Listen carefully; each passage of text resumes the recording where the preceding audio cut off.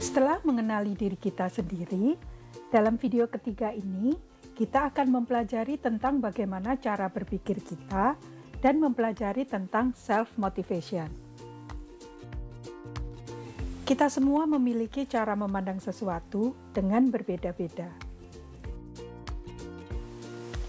Jadi apa itu thinking style? Thinking style adalah cara yang kita pilih untuk memproses informasi. Ada dua hal yang dapat Anda pergunakan untuk melihat gaya berpikir kita, yaitu dari sisi fokus dan orientasi. Identifikasi fokus pemikiran Anda pada saat berada pada konteks atau situasi tertentu. Apakah Anda cenderung paling memperhatikan ide, proses, tindakan, atau hubungan? Contohnya, di pagi hari, pada saat Anda merenungkan agenda hari ini, apakah Anda cenderung memikirkan masalah yang perlu Anda selesaikan, rencana yang perlu Anda buat, tindakan yang perlu Anda lakukan, atau orang yang perlu Anda temui? Langkah selanjutnya adalah memperhatikan apakah orientasi Anda dalam situasi itu beralih ke mikro atau makro, gambaran secara besar, atau memperhatikan detail. Cara yang baik untuk mengidentifikasi orientasi adalah dengan memikirkan tentang apa yang cenderung mengganggu Anda pada saat Anda berada dalam rapat.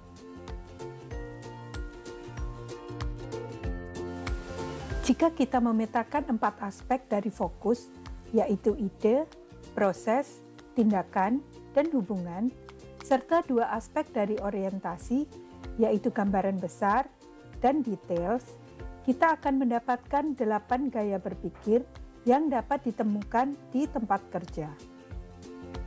Ada explorer yang memikirkan untuk generate idea, planner yang memikirkan bagaimana mendesain suatu sistem, energizer memikirkan bagaimana menggerakkan orang untuk melakukan sesuatu, connector berfokus pada membangun dan memperkuat hubungan, kemudian expert yang berpikir untuk mencapai objektif dan kedalaman suatu materi, ada optimizer yang berpikir untuk meningkatkan productivity dan efisiensi, kemudian producer yang memikirkan bagaimana penyelesaian tugasnya secara tepat waktu, dan terakhir adalah seorang coach yang memberdayakan dan unleashing potensi dari orang-orang.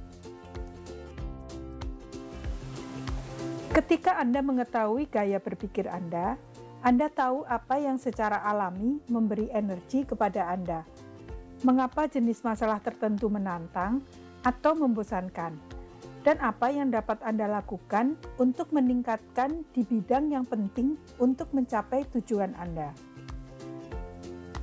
Setelah Anda mengetahui gaya Anda, ada baiknya untuk membagikannya dengan orang lain dan meminta orang lain membagikannya dengan Anda.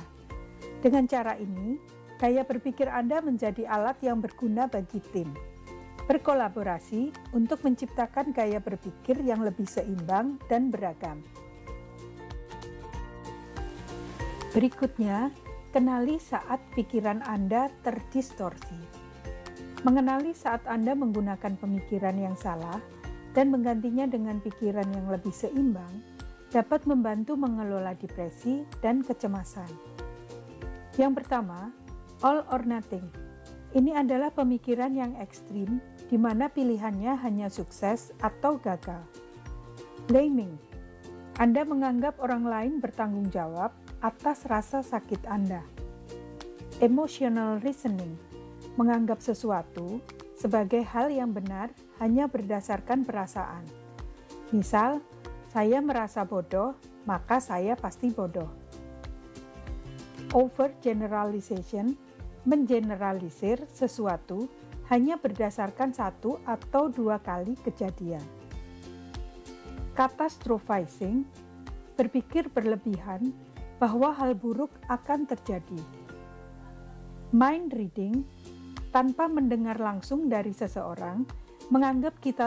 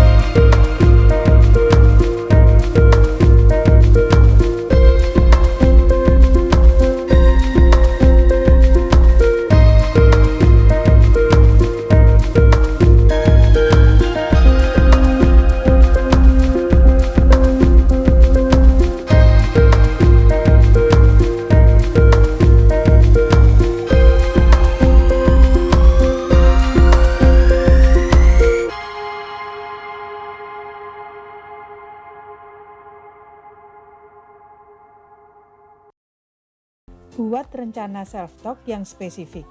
Latih rencana self-talk Anda hingga sempurna. Sekarang mari kita membahas tentang motivasi diri. Motivasi diri dalam bentuknya yang paling sederhana adalah kekuatan yang mendorong Anda untuk melakukan sesuatu.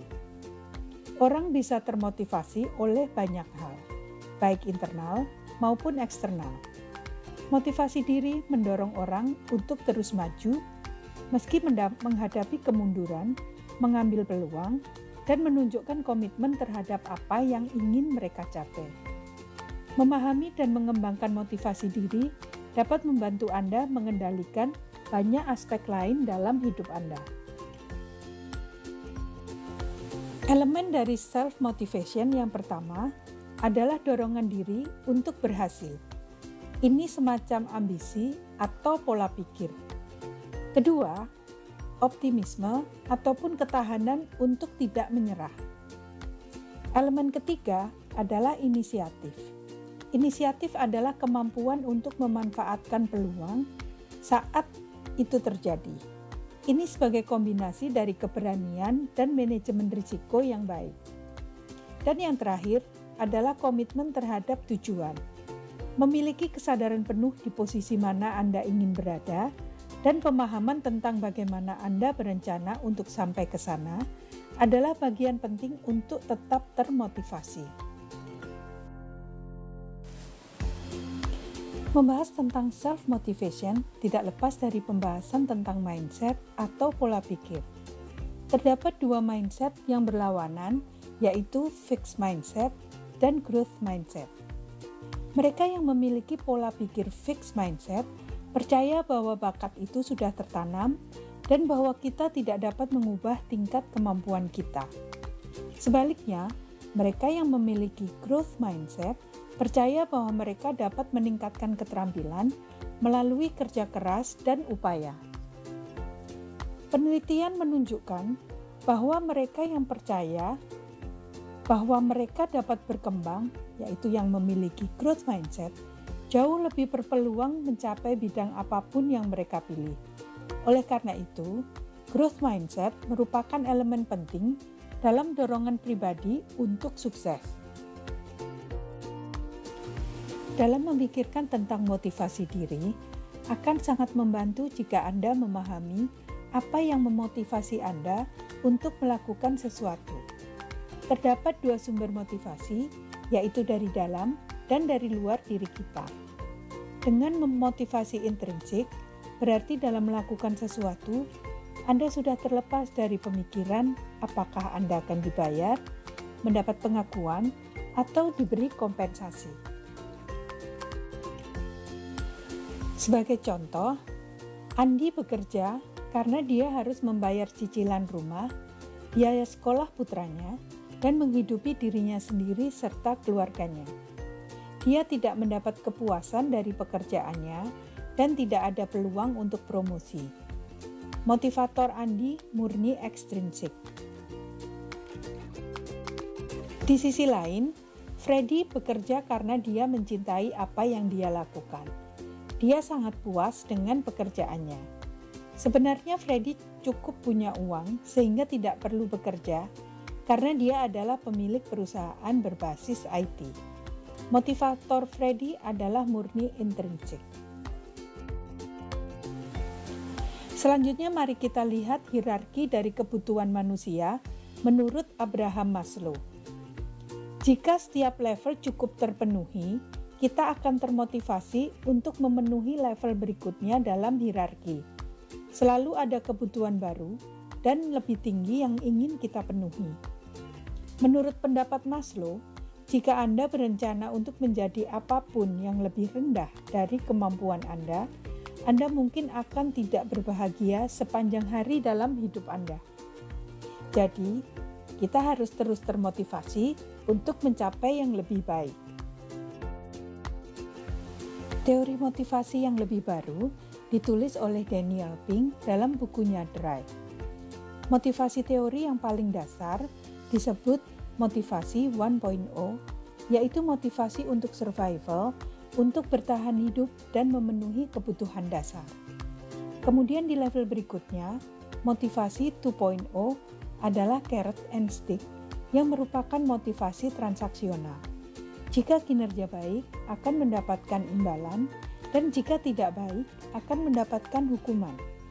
Cara motivasi ini bisa tetap berjalan, namun tidak akan maksimal, karena motivasi ini masih berasal dari luar.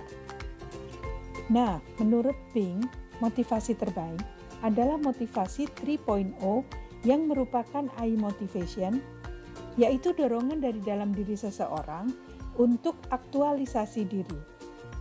I motivation akan timbul jika ada 3 elemen, yaitu autonomi, mastery, dan purpose.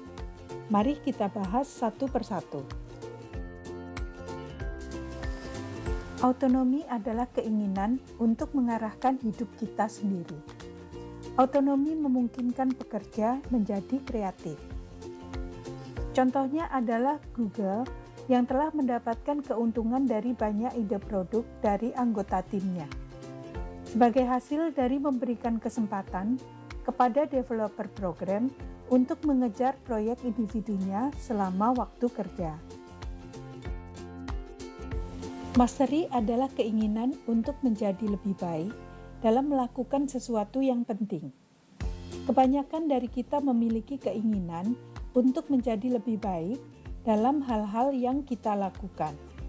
Kita menikmati kepuasan dari pencapaian dan kemajuan pribadi.